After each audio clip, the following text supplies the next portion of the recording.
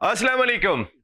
ईद मुबारक। पाकिस्तान में बसने वाले, पाकिस्तान से बाहर बसने वाले तमाम पाकिस्तानी, तमाम आलम इस्लाम जो इस वक्त कहीं ना कहीं बहुत मुश्किल में दिखाई देते हैं, उन तमाम लोगों को चैनल 5 की जानिब से और ईद बैठक जो हमारी ट्रांसमिशन है उन सब की जानिब से बहुत बहुत ईद मुबारक।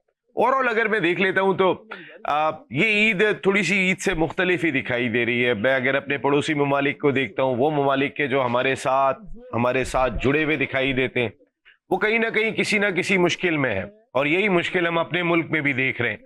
आपने देखा होगा कि जिस तरीके से अफगानिस्तान से सूरत हाल पाकिस्तान की चल रही है, वो तो शुक्र है कि इन दिनों में तुर्की ने कहा, सऊदी अरब ने कहा और सब ने कहा, तो हम सब जो है वो ईद मना रहे हैं और कोई लड़ाई झगड़ा नहीं चल रहा। लेकिन पाकिस्तान में अमनो अमान की सूरत हाल की वजह से जो कुछ स्टैंड पाकिस्तान को लेना पड़ा वो मजबूरी थी, और वो तमाम की तमाम सूरत हाल आप सबके सामने है। इसके बावजूद भी हमारा ये त्यौहार है जो हम सब भरपूर अंदाज से मनाते हैं। ईरान के तमाम मुसलमानों को ईद मुबारक, इमारात के तमाम मुसलमानों को ईद मुबारक, कतर के तमाम मुसलमानों को ईद मुबारक, कुवैत के तमाम मुसलमानों को ईद मुबारक। तमाम लोगों को जो है वो बहुत बहुत दिल से ईद मुबारक। ओवरऑल अगर मैं देख लेता हूँ, अपने शोबे की जानिब आ जाता हूँ, इस ईद बैठक में क्रिकेट पे आ जाता हूँ, हॉकी पे आ जाता हूँ, स्क्वॉश पे आ जाता हूँ। मेरे ये तीन वो खेल हैं कि जिसमें पाकिस्तान ने बहुत ज्यादा डोमिनेट किया। कुफर टूटा खुदा खुदा करके कि मेरी हॉकी टीम ने 8 साल के तवील अरसे के बाद वर्ल्ड कप के लिए क्वालिफाई कर लिया। 4 मरतबा की वर्ल्ड चैंपियन, 3 मरतबा की ओलंपिक चैंपियन, कई मरतबा एशियन टाइटल, चैंपियंस ट्रॉफी जीतने वाली टीम क्वालिफाई करने में कामयाब हुई। आप इसे अंदाजा कर सकते हैं मेरे मुल्क में इस वक्त स्पोर्ट्स का क्या हाल है। अभी हाल ही में पाकिस्तान क्रिकेट टीम ने वर्ल्ड T20 खेला। हमारा पड़ोसी मुल्क भारत कि जिनके क्रिकेट कहाँ पे, जिनके स्पोर्ट्स कहाँ पर जाता हुआ दिखाई दे रहा है। हमने इसीलिए खास तौर पे, कोई हमारी फिटनेस पे सवालात उठा रहा है, बाबर आजम फिट नहीं थे, फखर जमान फिट नहीं थे, तो ये जो हमारे हबीबी 2 यहाँ पे घूम रहे हैं, ये टहल टहल के बता रहे हैं कि भाई अपनी फिटनेस पे काम करो। इनको खास तौर पे हमने अपने इस प्रोग्राम की जीनत बनाया है, जो एक पैगाम है कि फिटनेस है तो फिर आप अच्छा परफॉर्म कर सकते हैं और उसी सूरत में ही आप परफॉर्म कर सकते हैं। पाकिस्तान के कई एथलीट मुल्क छोड़ के चले गए। आपने देखा होगा एहसान आदिल अभी अमेरिका की नुमाइंदगी कर रहे थे, ये पाकिस्तान की जानिब से भी खेल चुके हैं। समी असलम और बहुत सारे लोग अमेरिका चले गए। ये आपकी स्क्रीन पर दिखाई दे रहा होगा हाउ इंपॉर्टेंट फिटनेस इज, और यही चैनल 5 ने पैगाम दिया अपनी इस ईद बैठक के स्पेशल ईद शो में। मेरे साथ दो ऐसी शख्सियत गुफ्तगू के लिए मौजूद है। एक तो पैदा ही बाहर हुए थे और एक पैदा यहाँ हुए जिन्होंने पाकिस्तान की कई शोबों में खिदमात अंजाम दी। अगर बॉक्सिंग में बात कर लेता हूं तो मेरे मुल्क के इंटरनेशनल बॉक्सर है और डोमिनेट किया था इन्होंने 1995 से 2006 तक। सिंध में कोई भी हैवी वेट बॉक्सिंग चैंपियन इनके सामने आके खड़ा ही नहीं हो सका था। इसके अलावा एथलेटिक्स में, शॉर्ट पुट में, दीगर गेम्स में इनकी बड़ी नुमाया खिदमात रही हैं। As a manager, as a coach कई मरतबा ये पाकिस्तान टीम को लेकर गए। इनके अंदर जितना स्पोर्ट्स पाया जाता है मेरे ख्याल शायद कोई और चीज नहीं पाई जाती। राजा एजाज खान साहब जो अब यूरोप में रहते हैं, इस ईद मनाने आए हुए हमारी ईद के खास मेहमान है। राजा भाई बहुत बहुत शुक्रिया आपकी आमद का, थैंक यू वेरी मच। थोड़ा सा दिल चाहता है कि जो हमारे स्पोर्ट्स का हाल हो गया है तो हम भी ग्लव्स पहन के निकल जाएं कि भाई कर क्या रहे हो मेरे मुल्क के साथ। इस जानिब आ जाता हूं तो आपकी जानी पहचानी शख्सियत है, अभी वर्ल्ड T20 में हमारी ट्रांसमिशन का हिस्सा थे। वर्ल्ड कप और रमजान जो हमने बड़ी डिटेल ट्रांसमिशन की थी। स्कॉटलैंड के लिए 2007 में वर्ल्ड T20 खेला, लास्ट वर्ल्ड T20 2024 में वर्ल्ड T20 में कमेंट्री की। इसके साथ साथ पाकिस्तान में भी जब ये आए थे तो डेब्यू पर सेंचुरी स्कोर की थी। टॉप क्लास क्रिकेट खेली, टॉप क्लास क्रिकेट एनालिस्ट है कासिम शेख साहब, आपका भी बहुत बहुत शुक्रिया। तो एक स्कॉटलैंड में पैदा हुए थे, एक पाकिस्तान में रहने के बावजूद अब बाहर जा चुके हैं। तो लोग यही सोच रहे होते हैं कि हम क्या करें क्या नहीं करें। एजाज भाई मैं आपसे आगाज करूंगा। सबसे पहले एजाज भाई मुझे बताइएगा कि किस तरीके से देखा आपने पाकिस्तान की स्पोर्ट्स को। आपने और मैंने बड़ा टॉप दौर देखा है। एक वक्त में जब हॉकी में जो है टॉप पे हुआ करते, स्क्वॉश में टॉप पे हुआ करते थे। आज स्क्वॉश में जहांगीर खान साहब कह रहे थे कि टॉप 100 में हमें प्लेयर दिखाई नहीं दे रहा होता। क्रिकेट खेल वो भी खत्म हो गया। ये आपके जाने की वजह क्या बनी पाकिस्तान से? सबसे पहले तो आपको ईद की बहुत बहुत मुबारकबाद। उसके बाद जरा ये तो बताएं क्यों छोड़ के चले गए मेरे प्यारे मुल्क को। जी अस्सलाम वालेकुम, ईद मुबारक सबको मेरी तरफ से, पाकिस्तानियों को, सब अहले वतन को। नसीम भाई बड़ा अरसा गुजारा पाकिस्तान में, स्पोर्ट्स स्टार्ट की कह लें तो ख़ानदान, my father was in sports, athletic champion Pakistan के, my grandfather is wrestling champion Pakistan के। तो स्पोर्ट्स में ही पूरी फैमिली रही, स्पोर्ट्स किया, बड़ी होप थी। गवर्नमेंट की तरफ से तो कोई सपोर्ट थी नहीं, बट डिपार्टमेंटल्स खेला, काफ़ी टाइटल जीते पाकिस्तान के, नेशनल चैंपियन भी रहा, एशियन रैंकिंग भी खेले। फिर उसके बाद दीपक टाकरा के साथ हमने वर्ल्ड में ब्रॉन्ज मेडल हासिल किया। उसके बाद टीम कप्तानी भी की, एज अ मैनेजर भी टीमों के लेके गए, जैसे आपने बताया। बहुत कोशिश की, बट जब प्रोफेशनल बॉक्सिंग स्टार्ट हुई तो कोई सपोर्ट नहीं थी। इंडिविजुअली तौर पे कोशिशें की गई। अभी भी आप देख लें तो पाकिस्तानी जितने भी हैं स्पोर्ट्स में, चाहे बॉक्सिंग में हो, चाहे हॉकी में हो, हॉकी आपके सामने बड़े बड़े नाम, शहबाज सीनियर, ठीक है, फखरुज़मान, जो मैंने खुद देखा, हसन सरदार, समीउल्लाह, कलीमुल्लाह, हनीफ खान, वो दौर से या उससे पहले 80s से हम लोग देखते आ रहे हैं। सर 50s में हमारी क्या क्रिकेट स्टार्ट हुई थी। हनीफ मोहम्मद साहब अब्दुल हफीज कारदार साहब के साथ गए थे, इंग्लैंड गए तो पहले टूर पे टेस्ट जीत गए, इंडिया गए तो पहले टूर पे टेस्ट जीत गए। खून में थी स्पोर्ट्स। आज की सूरत हाल समझ में नहीं आ रही। मेरे ख्याल उस वक्त सरकार को सपोर्ट नहीं करती थी इतनी ज्यादा भी, लेकिन फिर भी एक प्राइड फील करते थे। आज प्राइस की जानिब चले गए, प्राइड की जगह, मुझे ऐसा लगता है। मैंने जो ऑब्जर्व किया है वो ये है कि जब जैसे जहांगीर खान, बहुत बड़ा नाम हमारे पास, अब अगर मैं समझता हूँ कि इतनी एकेडमीज होनी चाहिए थी स्क्वैश की, कि स्क्वैश जब तक ये दुनिया रहती, स्क्वैश में पाकिस्तान कभी दोबारा वापस जा नहीं सकता था। जहांगीर, रोशन खान जिस लेवल पे पहुंच गया, और कोई एकेडमीज नहीं, कोई एक इंडिविजुअल तौर पे आप अकेला इंसान क्या कर सकता है। गवर्नमेंट के चाहिए कि लैंड देती, इक्विपमेंट्स देती, ट्रेनिंग तो इंसान ने करानी है। मेरे पास अगर टैलेंट है, मैं अगर यूरोप में जाके बॉक्सर्स को ट्रेन करा के उनको चैंपियनशिप खिला रहा हूँ, वो टाइटल जीत रहे हैं, तो पाकिस्तान में क्यों नहीं जीत सकते। तो ये सारी चीजें, पाकिस्तान का वाहिद Olympic bronze medal boxer Hussain Shah, वो जापान में सिखाते हैं। जी बिल्कुल ऐसे। अब आप अंदाजा करें कि इस मुल्क का वो वाहिद बॉक्सर के जिसने ओलंपिक्स में पाकिस्तान के लिए मेडल जीता, वो भी यहाँ नहीं रहते, वो भी वहां सिखाते हैं। बिल्कुल ऐसे ही है। मैंने उनको दो, हम एक ही क्लब के प्लेयर हैं, एक ही उस्ताद के शागिर्द हैं, और हुसैन शाह को देख के ही मैंने बॉक्सिंग स्टार्ट की थी 92 में, और उसके बाद मैंने टाइटल जीते। फिर हम एक ही सतह पे, मैं भी गया हूँ जापान देखने, लेकिन वो गवर्नमेंट की तरफ से काफ़ी फैसिलिटीज़ हैं, स्पोर्ट्स है, आपको स्पोर्ट्स के लिए वो काफ़ी चीज़ें देते हैं, फिर आपको प्रमोट करते हैं। आप बेसिकली ये प्रमोशन है आपके पास, जब आपको प्रमोट किया जाता है और आपको चीज़ें, इक्विपमेंट्स फराम की जाते हैं गवर्नमेंट की तरफ से, तो आपको, आपके ऊपर बर्डन नहीं है। यहाँ तो फीसेस इतनी है, ठीक है, हर बंदा तो स्पोर्ट्स कर नहीं सकता, जो कर रहे हैं उनके साथ कोई सपोर्ट नहीं है गवर्नमेंट की तरफ से। प्लस आपको जॉब अगर दी जाती है तो इतनी हैंडसम अमाउंट नहीं दिया जाता कि एक स्पोर्ट्समैन सरवाइव कर सके। तो उसकी जो आप जो पूरे साल में यहाँ एक स्पोर्ट्समैन को सैलरी मिलती है, वहाँ आप एक महीने में यूरोप में उतनी सैलरी मिलती है उसी स्पोर्ट्समैन को। छोटे छोटे से क्लब बने हुए हैं, कोई स्पॉन्सर कर रहा है, गवर्नमेंट ने लीग्स की टूर्नामेंट रखे हुए हैं। उसके बाद आपके लिए जिम्स, इंटरनेशनल नेशनल लेवल के स्पोर्ट्समैन के लिए टोटल जिम्स फ्री हैं, वहाँ पे इक्विपमेंट्स फ्री हैं, फैसिलिटीज हैं। यहाँ पे वो चीजें नहीं है। तो आप कितने साल भी यहाँ पे खेलेंगे, या फिर वो कह सकते हैं कि एक क्रिकेट हो गया या फिर एक आध और स्पोर्ट्स हो गया, उसके अलावा आप डिपार्टमेंटल कोई टीमें नहीं है। जब आपकी डिपार्टमेंटल टीमें नहीं होंगी, जब आपके पास तकरीबन मैचेस नहीं आएंगे, आपको प्रैक्टिस सेशंस नहीं मिलेंगे। डिपार्टमेंटल का काम होता है कि आप इंटर डिपार्टमेंटल टूर्नामेंट खेलते हैं, फिर आप नेशनल लेवल पे खेलते हैं, फिर आपकी सिलेक्शन होती है। आपके पास मेजॉरिटी में प्लेयर्स होते हैं काफी सारे, फिर उसमें से आपको सिलेक्ट करना पड़ता है। कैंपिंग होती है, कैंप लगाए जाते हैं, ट्रेनिंग सेशंस होते हैं, वो चीजें यहाँ पे नहीं। देखिए, मैं खास तौर पे आपने देखा होगा कि ईद मुबारक है और हम सब ईद मना रहे हैं, लेकिन मैं अगर अपने स्पोर्ट्स में देखता हूं तो मुझे कोई ईद मनाने का मौका दिखाई नहीं देता।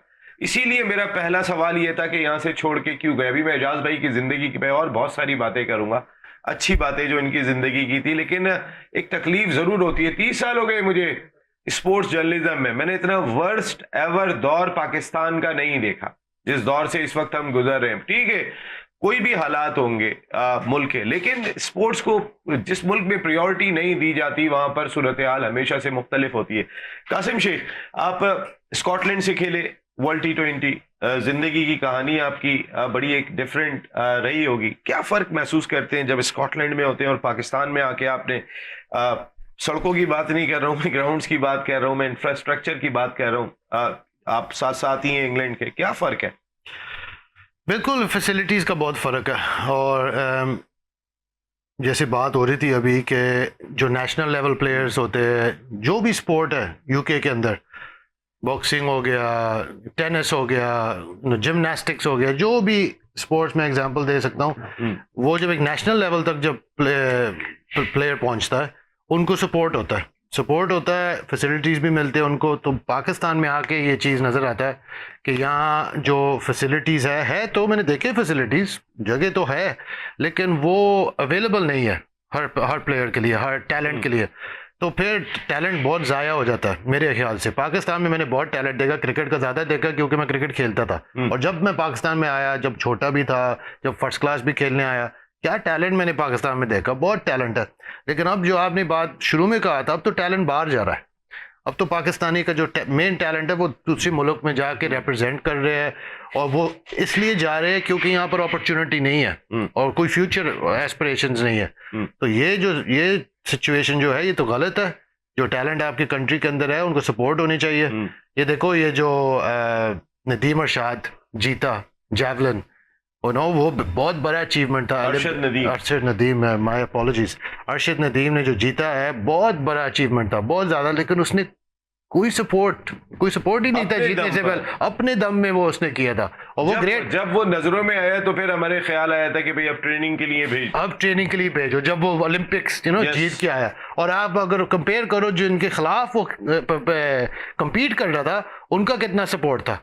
इंडिया का जो खिलाड़ी था उसके मेरे ख्याल से बहुत ज़्यादा सपोर्ट था, और फिर भी ये जीत गया। तो इसका मतलब अगर आप थोड़ा सा सपोर्ट देंगे यहाँ के टैलेंट को, तो फिर मेरे ख्याल पाकिस्तान, ये नहीं है नसीम भाई कि पाकिस्तान में टैलेंट नहीं है, ये बात नहीं है। पाकिस्तान में बहुत टैलेंट है, लेकिन अगर आप सपोर्ट नहीं करेंगे, उनको अपॉर्चुनिटी नहीं देंगे, तो फिर टैलेंट ज़ाया हो जाएगा। और मेरे ख्याल से ये जो दौर चल रहा है, टैलेंट बहुत ज़ाया हो रहा है मेरे मुल्क का। इस चीज का ख्याल करना चाहिए।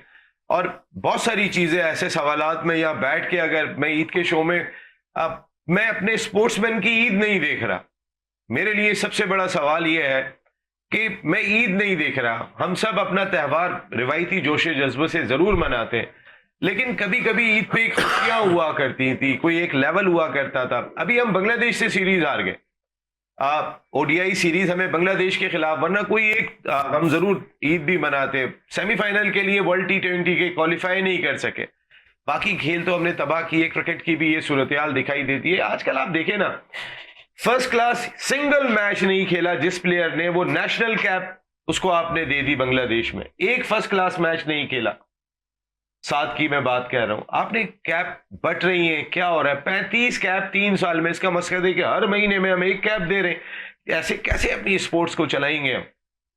यही चीज है नसीम भाई, अगर इस पे फोकस किया जाए, टैलेंट को प्रमोट किया जाए, बेसिकली जिसने प्रैक्टिस की है। अगर आप एक टीम में 16 प्लेयर हैं, 11 खेल रहे हैं, 5 रिजर्व है, और 16 में, तो आप जो 16 में से 6 लोग प्रैक्टिस कर रहे हैं, और जो प्रैक्टिस कर रहे हैं वही बाहर बैठे होंगे, फिटनेस लेवल भी उनका हाई है, आप उनको चांस ही नहीं दे रहे, प्रमोट ही नहीं कर रहे। तो थोड़ा सा मेरे हिसाब से सिलेक्शन जो बैठे हुए हैं, जो जिनको बनाया जाता है, वो स्पोर्ट्समैन से अगर चूज किया जाए उनको, तो हो सकता है वो एहसास उनके डिफरेंट हो। एक इंसान जिसने स्पोर्ट्स किया ना हो, उसको आप चेयरमैन बना दें, चाहे पीसीबी का बना दें, या बॉक्सिंग में अगर प्रेसिडेंट बना दें, जिसने खुद बॉक्सिंग ना खेली हो, तो उसको क्या एहसास होगा प्लेयर का, उसके डिफिकल्टीज, उसके प्रॉब्लम का, उसके साथ साथ।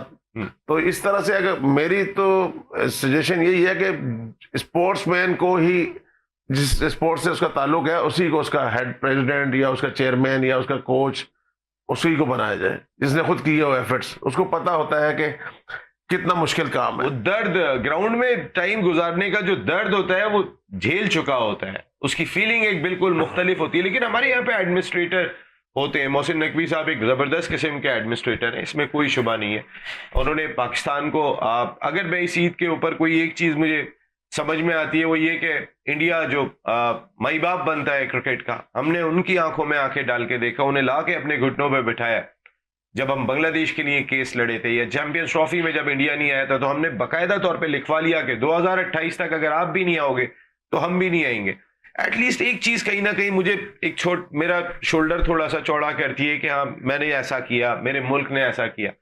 बाकी मेरी टीम ने कैसा किया वो मेरे शोल्डर को गिरा देता है। मैं अपने खिलाड़ियों के शोल्डर उस तरीके से उठे हुए नहीं देखता जो मैं पहले देखा करता था। जो शोल्डर उठे हुए हुआ करते थे कासिम मेरे खिलाड़ियों के, आप वसीम अकरम, शाहिद खान आफरीदी, वकार यूनुस, शुएब अख्तर, मैं एक एक खिलाड़ी का नाम लेना चाहूंगा तो फिर ये पूरा प्रोग्राम गुजर जाएगा। हॉकी में, स्क्वॉश में मेरे एथलीट्स ये हुआ करते थे।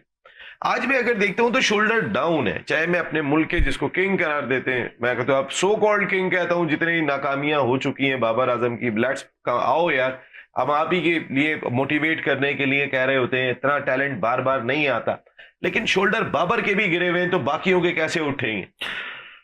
मेरे ख्याल से नसीम भाई आजकल के दौर में प्लेयर्स जो है अपने पर्सनल माइलस्टोन्स के लिए ज़्यादा खेल रहे हैं। और जिन जिन प्लेयर्स के बारे में आप बात कर रहे हो, मैं तो 92 से सही तरह देख रहा हूँ पाकिस्तान को, और उससे थोड़ा सा पहले भी। लेकिन एक प्राइड होता था पाकिस्तान के लिए खेलने, वो प्राइड होता था और पूरा जान मारते थे पिच के ऊपर, क्योंकि पाकिस्तान को रिप्रेजेंट करना बहुत बहुत बड़ा ऑनर था। लेकिन अब जो मैंने देखो आपके साथ ही अभी पूरा वर्ल्ड कप कवर किया, हर मैच हमने देखा, हर मैच हमने एनालाइज किया।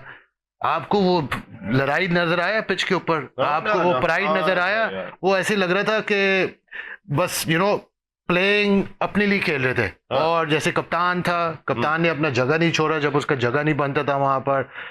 लेकिन आप सिर्फ प्लेयर उसके ऊपर भी अकाउंटेबिलिटी होनी चाहिए, लेकिन सिलेक्शन के ऊपर भी अकाउंटेबिलिटी होनी चाहिए नसीम भाई।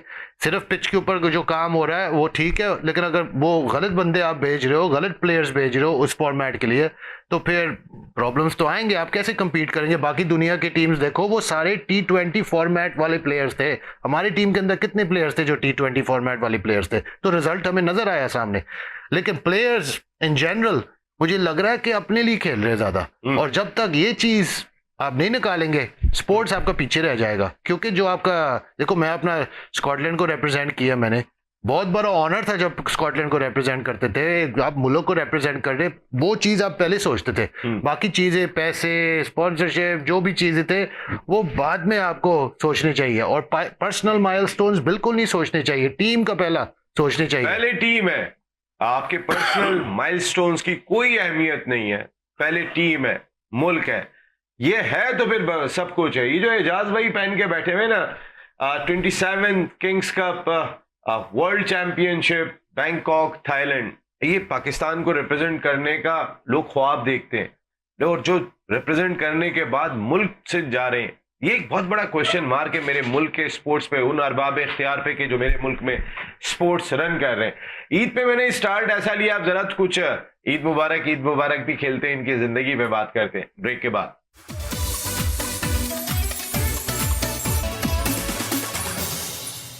वेलकम बैक इन ईद बैठक, चैनल 5 की all important transmission for Eid ul Fitr. आप सबको एक मरतबा फिर ईद मुबारक। और खास करके हमारे तमाम स्पॉन्सर्स को जो हमारी ट्रांसमिशन के साथ हमारे साथ जुड़े, पूरे साल के लिए जुड़े, उन सबको बहुत बहुत ईद मुबारक। उसमें मैं पर्सनली थैंकफुल अदा करूंगा यहाँ पर अपने इदारे की जानिब से, क्राउन सोलर एनर्जी का।